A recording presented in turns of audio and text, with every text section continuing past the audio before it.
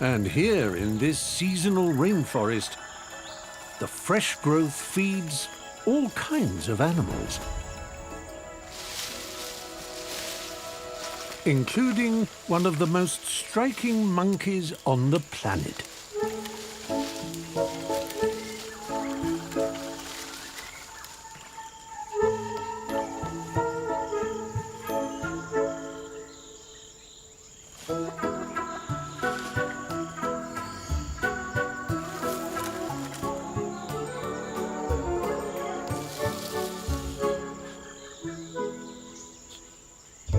Red-shanked doucs.